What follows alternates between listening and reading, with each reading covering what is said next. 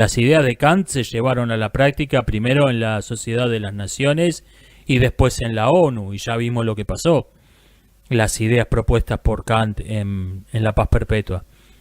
O sea, hoy el único modo de ser kantiano en política, de ser un pacifista kantiano en política, es serlo en contra de Kant. Por eso, tanto en esos ensayos como en el video que subí a mi canal, también hablando sobre, no me acuerdo cuál es el título, creo que también reflexiones sobre la guerra, algo así, dediqué un espacio a explicar por qué las ligas universales no sirven, por qué fracasó la ONU, por qué fracasó la Sociedad de las Naciones, por qué va a fracasar todo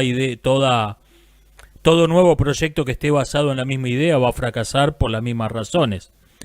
Una liga universal no sirve porque, uno, la humanidad no tiene enemigos comunes. O sea, es una liga que en principio no tiene razón de ser.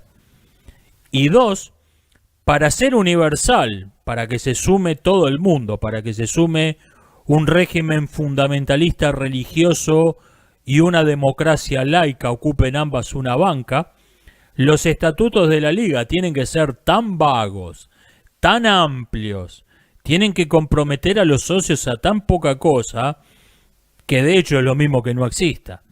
Todo el mundo firma, sí, está bien, somos miembros de esta liga. Y sigue con su vida como si nada. Bueno, en esto estoy contradiciendo totalmente a Kant, pero en la recomendación concreta de Kant, lo que estoy siguiendo sí su mismo espíritu. O sea, estoy siendo kantiano en contra de Kant, parafraseando a Ortega. Me han dicho, claramente he estado leyendo a autores psicoanalistas, más que nada a Freud, no tengo un conocimiento de lo que pasó después con el... Tengo un conocimiento muy superficial de lo que fue el psicoanálisis posterior. Me interesa Freud más bien por una cuestión filosófica. Pero bueno, voy a la pregunta. ¿Qué punto flojo creo que tiene el psicoanálisis? Yo creo que, repito, estoy hablando del psicoanálisis freudiano, no estoy informado de lo que vino después. Yo creo que el principal defecto que tiene el pensamiento freudiano es ser demasiado psi. O sea, en teoría, el psicoanálisis distingue los trastornos mentales que tienen causas puramente psicológicas de los que tienen causas biológicas. Pero en la práctica tratan a todos los problemas mentales como si tuviesen un origen, como si tuviesen una causa psicológica, como si no tuviésemos cuerpo, como si fuésemos una mente que flota en el vacío, interactuando con nuestras propias fantasías y con seres externos a nosotros que vemos a través del cristal de nuestras propias fantasías. Eso creo que es lo más flojo del psicoanálisis. Por eso en la práctica, o sea, el terapeuta que no necesita ideas filosóficas, necesita recetas, esquemas prácticos para tratar a la gente, a sus pacientes. En la práctica la mayoría hizo un eclecticismo, un popurrí de psicoanálisis y conductismo. Los conductistas tienen el defecto contrario, hablan de los seres humanos como si fuesen autómatas, como si fuesen máquinas que reaccionan a estímulos exteriores, como si no tuviesen psique. Es una psicología sin psique el conductismo. Bueno, en la práctica la inmensa mayoría de los terapeutas hizo un popurrí de psicoanálisis y conductismo, porque eran dos teorías defectuosas, incompletas, pero que se servían de muleta una a la otra. Me preguntan cómo usar una palabra que se ha convertido en neolengua. Yo creo que lo mejor es dejar de usarla. Cuando una palabra está demasiado corrompida, cuando está demasiado manoseada, conviene simplemente dejar de usarla, buscar otro término. Buscar un término por ahí en desuso. Yo estoy empezando a hablar de filosofía natural, estoy dejando de usar el término ciencia, porque ciencia hoy en día significa lo que diga Fauci. Eso es lo que significa ciencia hoy.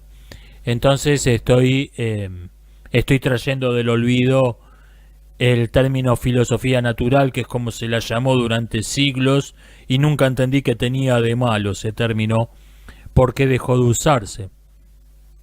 Yo no hablo de racismo, hablo de ideologías identitarias, que además este término tiene una ventaja de que incluye otras ideologías del mismo tipo que no se refieren a la raza. Creo que y además es un término que se usa. No es algo que me haya inventado yo. Yo creo que simplemente conviene dejar, cuando un término está demasiado manoseado como término de propaganda, simplemente conviene dejar de usarlo. Y la inmensa mayoría de los términos de neolengua nunca los va a echar en falta, porque son palabras que flotan en el aire, son pseudo palabras que no significan nada. Entonces nunca va a sentir ¿cómo hablo de masculinidad tóxica sin usar ese término?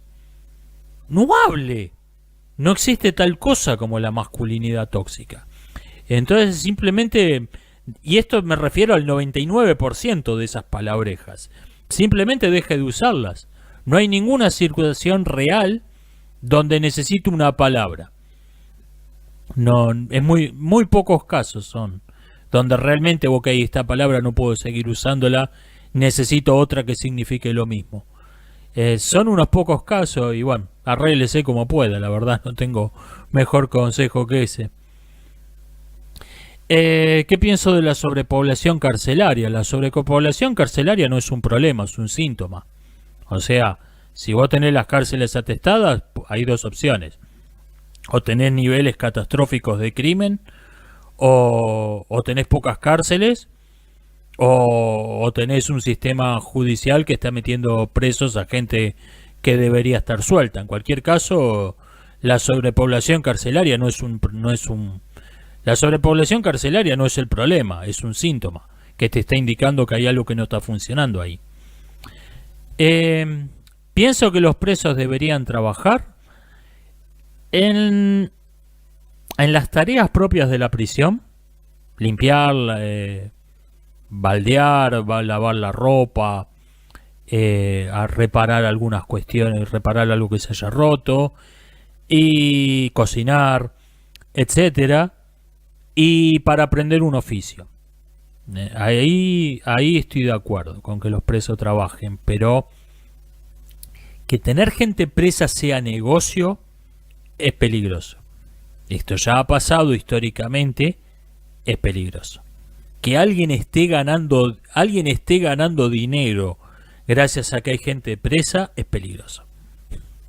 Es muy peligroso. Uno dice, bueno, que se ganen los delincuentes, que se ganen el plato de comida trabajando como todo el mundo. Suena razonable, en teoría. En la práctica ha dado resultados espantosos esto. En la práctica ha sido terrible. Sí que prefiero que las cárceles den pérdida. Prefiero que las cárceles den pérdida. Que tener gente presa le cueste dinero al Estado. Que el Estado no gane dinero con los presos. De dos males es el mal menor. En la práctica esto ha demostrado ser así. Después en teoría puedo decir, sí, sería justo que alguien que intentó robarse el fruto del trabajo de otro lo obliguen a ganarse la vida trabajando. Sería justo. Pero eso tiene consecuencias nefastas. Me preguntan, ¿qué diferencia hay entre lo que llamé la falacia de la marabunta y la ad populum? No es exactamente lo mismo. La falacia de la marabunta es un término que inventé al leer estas publicidades donde te cuentan testimonios de usuarios. Luisita N dice, hace un año que estoy usando este producto y estoy muy satisfecha. Y tenemos otro, Juancito P. y tenemos otro testimonio, y en realidad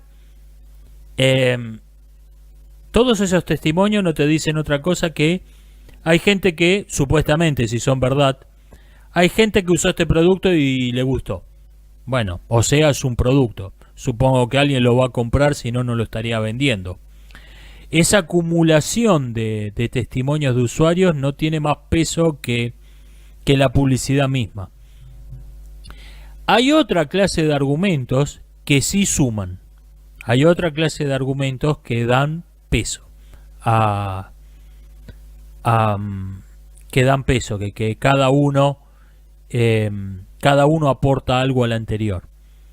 Por ejemplo, cuando hay 5 evidencias totalmente circunstanciales de que una persona puede haber cometido un crimen, por ejemplo en una investigación policial, hay 5 evidencias totalmente circunstanciales, cada una de las cuales es compartida por miles de personas o por docenas de personas, pero todas esas juntas te llevan a que hay una sola persona que tiene esas 5 evidencias que apuntan en su contra. Yo iría a ver la casa de ese tipo, yo iría a hacerle una visita. Ahí suma. Es la diferencia que hay entre uno por uno por uno por uno por uno. Estos son los testimonios, donde el resultado es siempre 1. 1 por 1 por 1 por 1 por 1 por 1 por 1 por 1 es igual a 1. Y el caso de las evidencias incriminatorias en un crimen son 1 más 1 más 1 más 1 más 1. Eso suma. Me dicen que Enrique de Adictos a la Filosofía habló del argumento de los muchos argumentos, que la acumulación de argumentos en favor del teísmo es en sí un argumento en favor del teísmo. Yo lo moderaría esto. Yo creo que tiene una parte de razón, por mucho que me guste, por mucho que me divierta contradecirlo a Enrique, pero creo que tiene una parte de razón en esto. El asunto es que tienen que ser argumentos, hay argumentos que se respaldan unos a otros. Hay argumentos que se respaldan unos a otros. Y hay argumentos que no. Hay argumentos que son como el Luisita P dice que usó este producto y le gustó mucho. Por ejemplo, la cantidad de personas que creen en una religión es Luisita P, Luisita N dice que le gustó mucho este producto. No aporta la multiplicidad de creyentes, no aporta nada. En cambio, que el universo que vivimos parezca tener unas leyes que permiten la existencia de seres como nosotros y no haya ninguna explicación natural para eso, y el hecho de que el universo parezca tener un origen en algún momento del pasado, esos argumentos apoyan uno a otro. Eso es 1 más 1. Eso es 1 más 1, eso suma. O sea que creo que yo lo moderaría un poco, pero creo que hay argumentos que sí suman y hay argumentos que no suman. Hay argumentos que no se suman unos a otros y hay argumentos que suman. Me preguntan, ¿qué pienso del argumento transhumanista que dice que si un adulto quiere reemplazar sus brazos por implantes mecánicos, debería estarle permitido? Yo creo que hay una falacia, hay una sutil falacia del equívoco acá. No una falacia del equívoco, usé erróneamente este término. Hay una falacia de la pregunta compleja sutilmente disfrazada en este argumento. La falacia de la pregunta compleja es cuando se hace una pregunta presuponiendo una respuesta afirmativa a una pregunta previa que nunca se hizo. ¿Continúa usted golpeando a su esposa? Ese es el ejemplo convencional de falacia de la pregunta compleja. Momento, ¿cuándo dije que la golpeaba antes? Está asumiendo que usted golpeaba a su esposa, sí, continúa haciéndolo. O sea, parece una pregunta, pero en realidad te están haciendo 2 preguntas. yo creo que al decir, hablar de reemplazar los brazos por implantes mecánicos, están asumiendo una respuesta afirmativa a la pregunta, a la afirmación: los brazos de un ser, de una persona, de un ser biológico, y un implante mecánico son cosas de la misma naturaleza. Y acá es donde te llevan a, bueno, ¿por qué no reemplazar uno por otro? Acá es donde te llevan a eso. Uno puede reemplazar una monarquía por una república. Uno puede reemplazar una rueda por un esquí. Pero no puede reemplazar una monarquía por una rueda, porque no son hechos de la misma naturaleza. La república y la monarquía son formas de gobierno. La rueda y el esquí son accesorios para un vehículo. Son cosas de la misma naturaleza. Reemplazar implica cambiar una cosa por otra de la misma naturaleza. O sea, vos no podés reemplazar una república por una rueda, porque no son de la misma naturaleza. Bueno, por la misma razón, vos no podés reemplazar un brazo por un implante mecánico. Podés cortarte un brazo y podés ponerte en el muñón un implante mecánico, pero no podés reemplazar tus brazos por implantes mecánicos. Acá está la trampa de este sofisma. Me preguntan, ¿puedo contar brevemente la historia del origen de la Unión Democrática Cristiana Alemana? Sí. En 1945 los aliados toman Berlín y proscriben el Partido Nacional Socialista. Se instala un régimen de ocupación militar y en 1947 quieren llamar a elecciones, quieren poner un gobierno autónomo. ¿Y qué pasa? Que el único partido que tenía el poder de organizarse a nivel nacional era ¿cómo se llamaban estos tipos? Algo de democrático, socialista democrático, alguna cosa así. La socialdemocracia, el Partido Socialdemócrata. ¿Por qué? Porque esos tipos habían sido exiliados todo en la década del 30, la mayoría estaban vivos y la mayoría estaban en contacto entre sí. Entonces apenas los aliados tomaron Berlín, vinieron detrás de los aliados y se reorganizaron en menos de 2 años. Pero era el único partido que tenía el poder de aspirar al gobierno nacional. No se formó ningún otro partido relevante.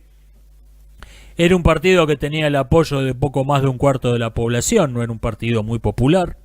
Y el 40%, es decir, los nazis, simplemente no estaban interesados. Veían las elecciones como una farsa orquestada por los aliados para legitimar la ocupación, en lo cual, dicho sea de paso, no estaban del todo equivocados. Los aliados se dan cuenta entonces que necesitaban a los nazis. Irónicamente, no podían construir un gobierno democrático sin los nacionalsocialistas, vaya la ironía. Entonces toleraron que el Partido Nacional Socialista se formara con otro nombre, con el apoyo de la neutral Iglesia Católica, y poniendo como candidatos a burócratas de poca monta, que habían tenido cargos de poca importancia, no habían estado directamente involucrados en los peores crímenes del Partido Nacional Socialista. Por eso no los habían colgado. Con esos tipos al frente formaron la Unión Democrática Cristiana.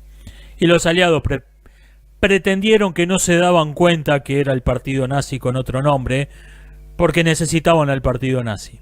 No podían gobernar Alemania sin los nazis. Este es el verdadero origen de la Unión Democrática Cristiana, que la inmensa mayoría de los europeos ha decidido olvidar. Y hago siempre esta salvedad, con la excepción de los polacos. Los polacos se acuerdan quiénes son la Unión Democrática Cristiana, y de ahí el profundo entusiasmo que tienen por la Unión Europea, porque saben con qué bueyes se están arando. No son idiotas los polacos. ¿El mate es una droga? El mate tiene cafeína, pero pocas cantidades. Yo lo considero un modo más eficiente de tomar pequeñas dosis de cafeína mientras estoy trabajando. El café me pega duro. No estoy acostumbrado, entonces por ahí si me tomo un café a la noche no duermo. Me hace mucho efecto. Así que el mate es mi preferido en mi guía del drogadicto eficiente. El mate es mi forma favorita de consumir cafeína. Me dicen que dije que había sobrevalorado la idea del Estado de civilización, pero estoy diciendo que la soberanía racial, que es un asunto central en el Estado de civilización, está teniendo mucha importancia. Sí, es verdad, pero lo que me parece que no está pegando es la idea de ese territorio en alguna vez fue gobernado desde nuestra capital, por lo tanto tiene que volver a ser parte del mismo Estado. Esa idea creo que no está funcionando, porque no la está aceptando nadie. No funciona, no crea un sentimiento de legitimidad fuera de tus propias fronteras, e internamente no funciona como propaganda. Así que yo creo que la principal víctima la principal víctima de la guerra de Ucrania ha sido la doctrina del Estado de civilización. No generó, en el ámbito internacional, no generó ningún apoyo a Rusia. Todo el mundo lo vio como una invasión de una república independiente por parte de un imperio expansionista, y internamente no despertó el menor entusiasmo en la población rusa, que están huyendo como ratas del reclutamiento. Así que no veo que haya, no veo que esa idea esté funcionando. La idea de mi primo se parece a mí, por lo tanto la casa de mi primo es mía, como comentó alguien en la caja de comentarios, esa idea creo que está teniendo más éxito. Pero esa idea te puede tanto avalar una pretensión imperialista como la de Putin, como legitimar movimientos separatistas internos. Porque nosotros tenemos el pelo verde, y en este país la mayoría tiene el pelo azul, así que nosotros tenemos que crear la República de Pelo Verdelandia. Así que no es tanto la soberanía racial es tanto una justificación para movimientos imperialistas como para movimientos separatistas. Puede servir para las dos cosas. Alguien dice que escuchó que Spielberg hace años que no dirige películas, que se dedica a gestionar la marca Spielberg. Yo escuché esto mismo de Ridley Scott, y no me lo había tomado muy en serio hasta que vi El Último Duelo. Y yo dije, no, esta película no puede ser de Ridley Scott, por más venido abajo que esté. Así que no sé, la verdad que no sé. Me parece una hipótesis razonable. Y de todos modos, supongamos que Spielberg sigue dirigiendo las películas que se presentan como películas de Spielberg. Decir que la remake Walk de It's a Story y Duelo son del mismo director es un tecnicismo legal, es una cuestión de quién tiene el derecho de copyright. Porque decir que es la misma persona, por más que el tango que diga que 20 años no es nada, es algo. O sea, incluso si no es incluso si es verdad que esa película la dirigió la persona física llamada Steven Spielberg, de todos modos yo discutiría un rato que es la misma persona que dirigió Duelo. ¿Qué pienso del manifiesto de Luna Bomber? Me gusta la definición de esquizofrenia natural de lo que es un manifiesto. Un manifiesto es un ensayo tan malo que su autor tuvo que cometer un crimen para que alguien lo leyera. Es estupenda definición, eso es un manifiesto. Me dicen, Si la verdad es adecuación del intelecto con la realidad, entonces debo conocer la realidad para discriminar de la verdad de la falsedad. Sí, y para esto tiene que usar la razón para interpretar los datos que están viendo sus sentidos. O sea, usted tiene que poner los datos duros que están recibiendo sus sentidos, los tiene que poner en un molde mental de tiempo, espacio, causalidad y otras ideas. El principio de exclusión de los contrarios, etc. Y si esto suena como una gigantesca falacia circular, no es el primero que lo ha pensado esto. O sea, es un asunto que se viene discutiendo desde Pirrón en adelante. Y todavía no está terminada, ni mucho menos esta discusión. Si todo el pensamiento racional es una gigantesca falacia circular, es una idea que tiene algún sentido. Yo creo que no, pero es una idea que tiene un sentido. ¿Qué pienso del unschooling? Me parece una idea estupenda. Todo el que pueda saca a los hijos de la escuela. Todo el que pueda saca. Un par de años atrás hubiera dado una respuesta más moderada, más diplomática. Todo el que pueda saca a sus hijos de la escuela. El que pueda, mientras pueda. La escuela siempre fue una institución nefasta, pero en los últimos años se ha convertido en algo terrible.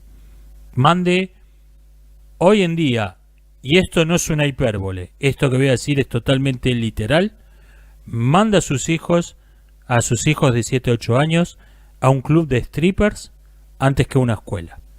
Y estoy hablando de modo literal y totalmente en serio. Es preferible mandarlos a un club de strippers que mandarlos a una escuela. A ese nivel estamos. El que pueda saca a sus hijos de la escuela. Hoy. Me piden que ponga ejemplos de doble pensar de derecha. Mire, más que poner ejemplos, yo creo que lo que hay que tener en cuenta es qué es lo que origina un discurso autocontradictorio, qué es lo que origina un discurso incoherente, y es el tribalismo. Es el no prestar atención a si una proposición es verdadera o falsa, no prestar atención a si algo es bueno o malo, sino prestar atención a nuestra tribu lo está defendiendo o nuestra tribu lo está atacando. Yo varias veces he tenido comentarios cuando digo, por ejemplo, cuando he dicho algo sobre el Estado de Israel, eso mismo es lo que dicen los zurdos. ¿Y? ¿Sí? ¿Y qué? ¿Qué me importa? ¿Me importa si es verdad? ¿Me importa si es falso? ¿Me importa si es bueno o es malo? ¿Quién lo esté diciendo me resbala? El tribalismo aparece cuando alguien empieza a pensar, no puedo decir esto porque no puedo decir que esto es falso porque mi tribu está diciendo que es verdadera, aunque yo estoy viendo con mis propios ojos que es falso. No puedo decir que esto es malo porque mi tribu dice que es buena, aunque yo estoy viendo que es malo. Yo sé que es malo. Ahí es donde aparece el tribalismo, y esto lleva a la incoherencia, a que a defender cuando el país A hace una cosa está bien, pero si lo hace el país B está mal. Ahí es donde aparecen las incoherencias, porque la verdad nunca se tuvo en cuenta. Por eso aparecen las incoherencias. Y esto es un fenómeno compartido por todas las tribus. No es una cuestión de izquierda o de derecha. Y por eso existe el doble pensar de derecha. ¿Qué pienso del gran reinicio? Le voy a decir qué pienso del término gran reinicio. Reinicio es un término de la computación. Uno reinicia una computadora cuando ya estaba funcionando tan mal que prácticamente estaba detenida. Entonces, ok, vamos a empezar una nueva sesión. Reiniciamos. Ese es el origen. Ese es el origen del término. Y yo creo que se está gestando en nuestra civilización, se está gestando un nuevo totalitarismo. En algunos países ya está en el poder. Australia, por ejemplo. Australia está bajo un régimen totalitario. Ya no va camino a eso. El resto vamos camino. pero Australia y alguno más ya está viviendo en un régimen totalitario. Y este nuevo totalitarismo tiene como paradigma mental la computación. Tienen una visión de la realidad que procede de la internet, que procede del uso de computadoras. Del mismo modo que los totalitarismos del siglo XX provenían de la mentalidad del Fordismo y del Taylorismo, que los obreros que suscribían esas ideologías con las que estaban totalmente familiarizados porque estaban trabajando en fábricas taylorizadas. Ese fue el origen de los totalitarismos. No el origen político, el origen mental, el origen de la forma de pensar de los adeptos al Partido Comunista o al Partido Nacional Socialista y otros por el estilo, procede del Fordismo taylorismo. Por eso yo considero ridículo cuando alguien dice que el peronismo fue nazi, que el peronismo fue comunista. ¿Cómo podía haber nazis en un país donde no había industria? Eso es no entender ninguno de los dos fenómenos, no entender lo que fue el nazismo y no entender lo que fue el peronismo. El que hace esa comparación no está entendiendo un carajo de ninguno de esos dos fenómenos políticos. Si se quiere, puede decir que fueron ambos igual de antipáticos. Pero hacer esa comparación es no comprender la esencia. Bueno, en nuestros días el Fordismo taylorismo no desaparecido, pero ha quedado muy limitado a la producción de algunos productos manufacturados que no son tan raros como para estar personalizados, ni tan abundantes como para que merezca la pena crear un robot que reemplaza a los obreros. Entonces tenemos líneas de montaje, por ejemplo, en estas ciudades que están todas en la frontera de México y Estados Unidos. Tenemos ahí un cuadro que parece la fábrica Ford de los 1930.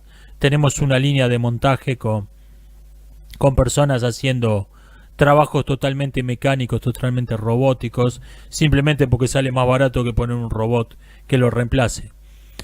Pero es un fenómeno muy limitado.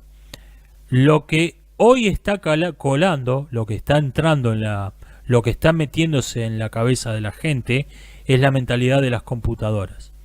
Es la mentalidad por ejemplo, la ideología del género dice que somos un avatar, que la persona real de carne y hueso no importa. Importa lo que dice en su perfil de Twitter. Importa lo que dice que es en su perfil de Twitter. Eso, por ejemplo, eso procede de Internet. Estamos entrando en un nuevo totalitarismo que está basado en ideas que surgen del uso de las computadoras. Gran reinicio, la expresión gran reinicio es una muestra de esto. Me dicen respecto de la afirmación que el tiempo no da derechos, me hablan de la prescripción. Sí, pero la prescripción no está basada en la idea de que el paso del tiempo dé derechos. La prescripción se basa oficialmente en que alguien que estuvo 20 años escondiéndose de la policía ya ha tenido su castigo con eso. Ya la fuga ha sido el castigo. Oficialmente. Extraoficialmente es para cerrar los casos, es para que no queden causas abiertas que claramente no se van a resolver nunca. Entonces, bueno, se invita al criminal a que se entregue porque no va a recibir ninguna pena. Y así se cierra la causa judicial. No es la idea de que si vos lográs esconderte 20 años de la policía, tenés derecho a matar a alguien. No es esta la idea. No es que la la idea de que, bueno, si te lográs escapar de la policía a 20 años, tenés derecho a cometer un asesinato. No, no es así. No es esa la idea. Me preguntan qué pienso del discurso de odio, de la expresión discurso de odio. Discurso de odio significa oposición.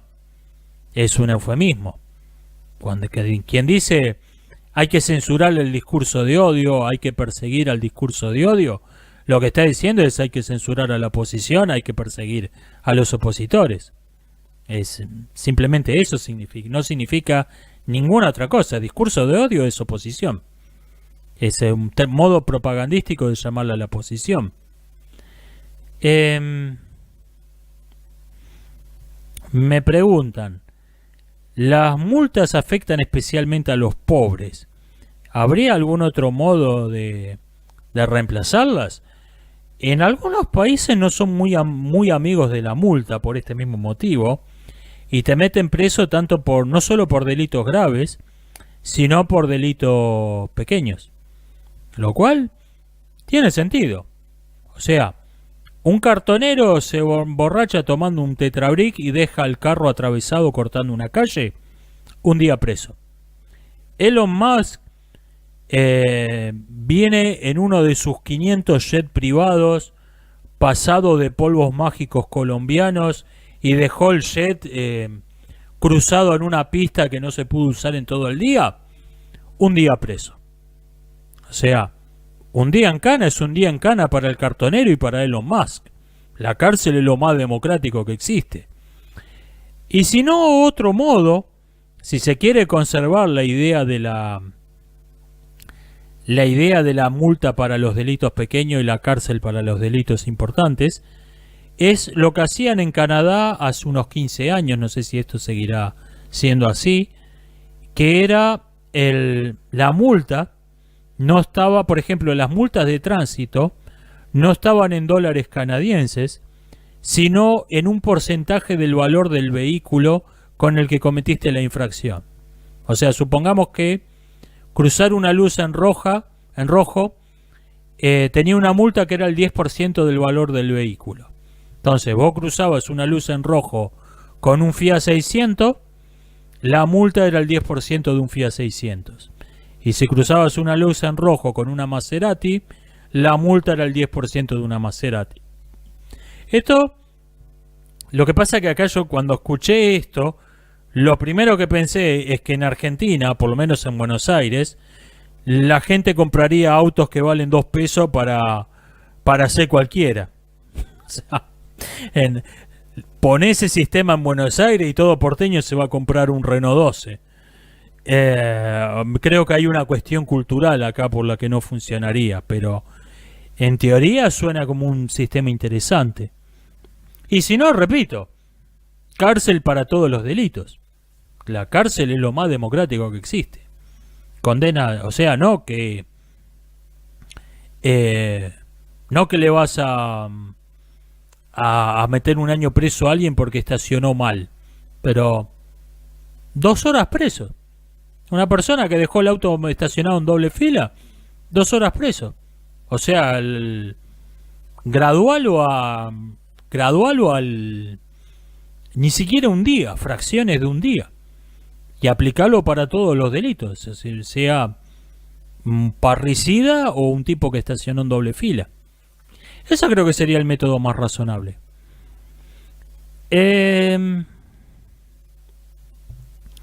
Me preguntan, me dicen, no me preguntan, que gracias a mis críticas de cine estoy aprendiendo cómo no escribir.